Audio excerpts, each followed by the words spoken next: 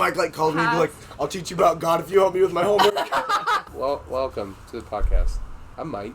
I'm Brooklyn. I'm Hutton. I'm Noah.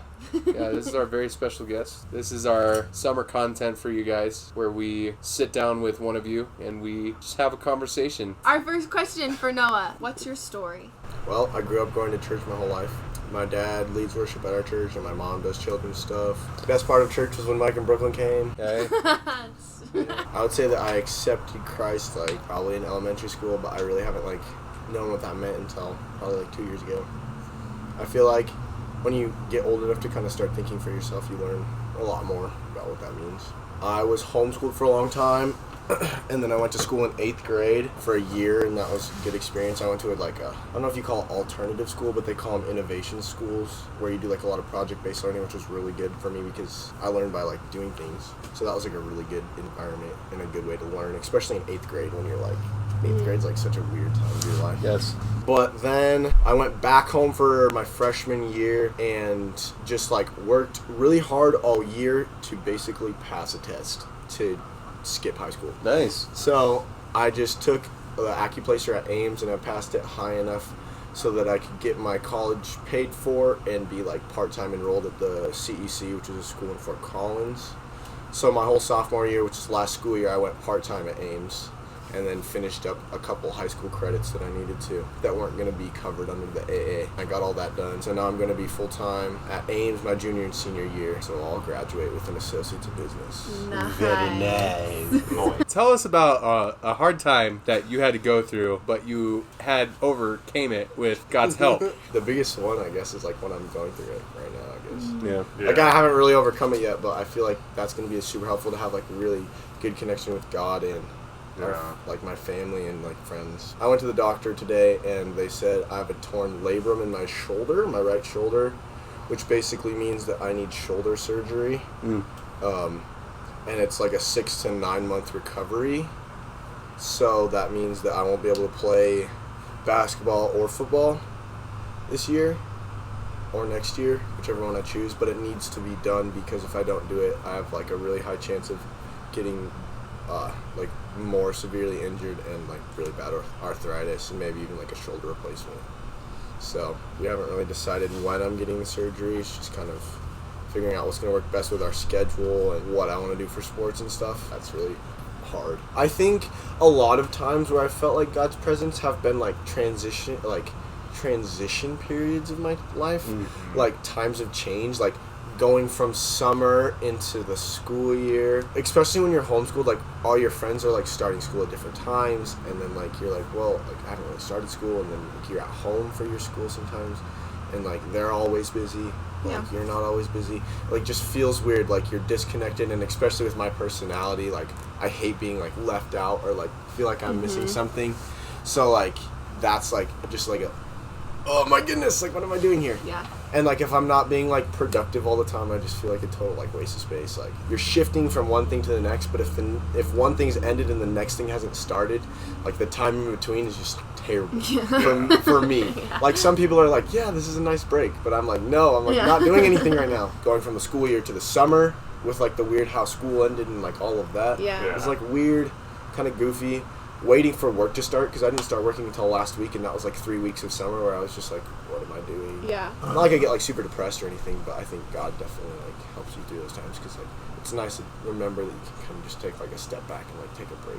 Yeah. If you could tell the whole world one thing about Jesus, what would it be and why? A lot of people find it important to pick apart so many things about Jesus, which it really, really is because that's how you get to learn him. But for me, I am just can't we just accept that he's the Son of God and that he died for us and just move on? And, dude, that sounds a little blunt, I guess, but that's the most important thing about Jesus to me. Oh yeah. Is that we are saved because of him. And not go be good people. Just know that. Yeah. You know? That's so important. And I think a lot of people get too tied up in oh, but what about this part of theology or this thing or this thing? It's it's not that it doesn't matter, but that's how I feel a lot of the time. Yeah. It's God loves us.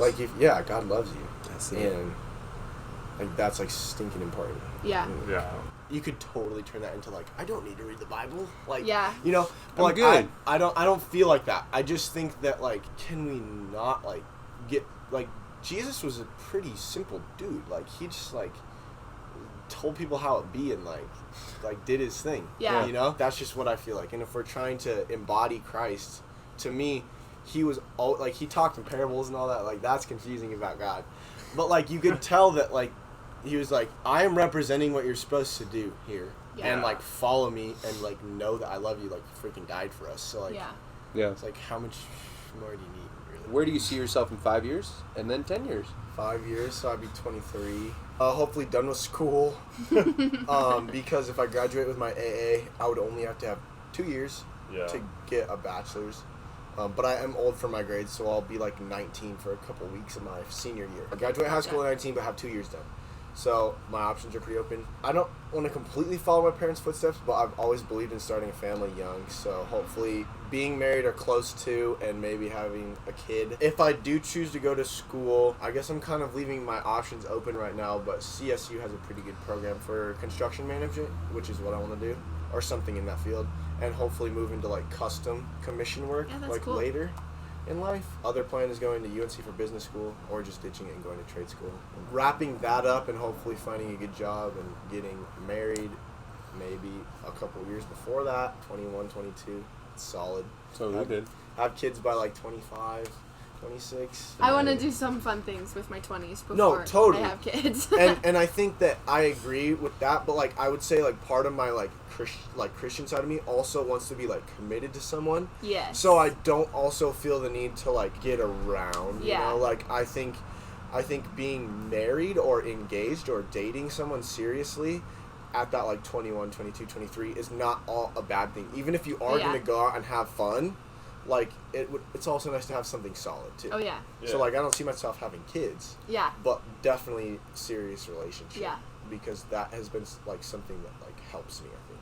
Yeah. Like gives me some sort of like center. My parents are like, don't like they're not saying don't get married, but they're like, don't repeat the cycle for the sake of doing it, you know? Yeah. Which is like good to hear. And then it's like, but you can make stuff work too. Like, at the same time. The way that I see myself kind of pursuing that is moving it back a couple years. Yeah.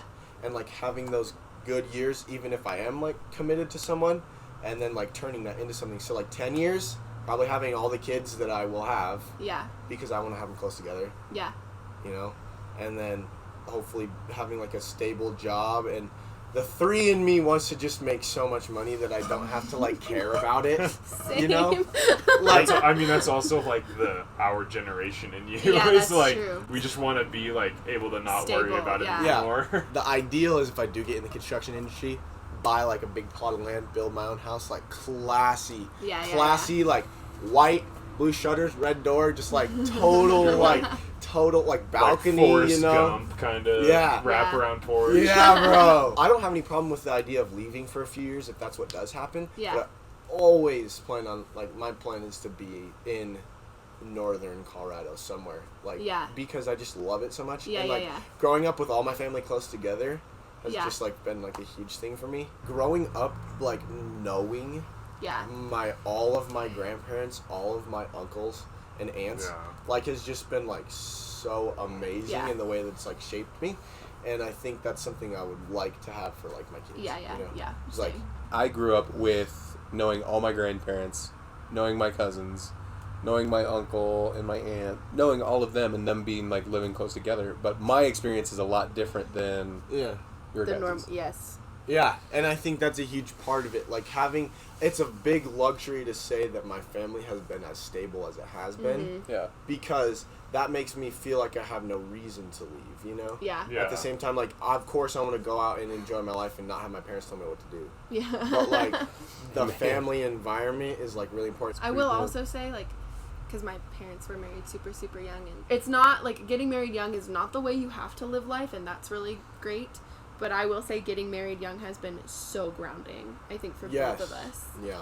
I don't know if that's just because that's how, like, if the only reason I think that is because that's, like, the type of family I've grown up in. Right. Or if I would think that anyways. It's kind of hard to tell. But, like, you see a lot of young people that are just, not, like, in a bad way, but just unfocused. Yeah. Like, And it's not necessarily because they aren't with anyone, but because when you aren't with someone, you like have a different mental mindset about how you're going to do things, especially once you're married. Like when you're dating, there's like some of that. Yeah. But, like the covenant of marriage is like totally. Yeah. What do you think is a gift from God that you see in your life? And that could be like just like something like a talent that you have, or like something really cool in your life, or it could be like a calling. Mine is my wisdom. Whatever.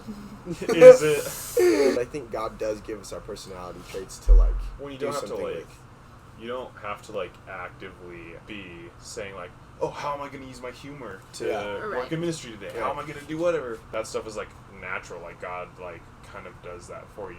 Yeah. So I think for me it's not humor. It's like charisma. I think.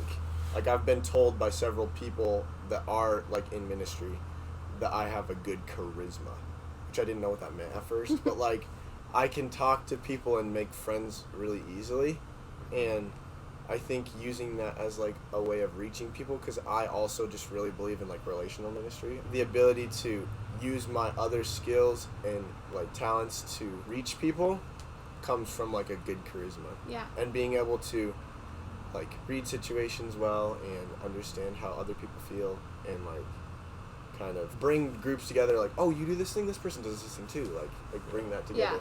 Like it can be a skill if you use it right. Yeah. It can be shady if you don't use it right. Yeah. But I think for the most part that's one thing that I feel blessed with, because even in just like family environments or things like that, being able to like interject at useful points like is something that I feel like I've learned how to do, but also that's kind of been innate in me. Mm-hmm. Juniors and seniors, you were supposed to sign up for the junior-senior trip by the 20th. Calm down, cars. We might still have some space available. Hit me up. Just talk to me and we'll figure it out. If you are still interested and want to come along, we booked a house. We're super excited. It's going to be fun. Yes. Is there anything else? Queen. What about Chalk Day? I totally didn't even answer Hutton's question. Chalk Day is happening on Tuesday. Please come. We're going to draw fun chalk stuff all around the church, and it's going to be a great time. I hope to see you all there. Thanks. Bye. Be on the lookout for us. We're going to be dropping some stuff off at your house in the next week or so. Good stuff, Yeah. not like bad stuff for pranks. And that's all I got. Bye. Bye. Bye.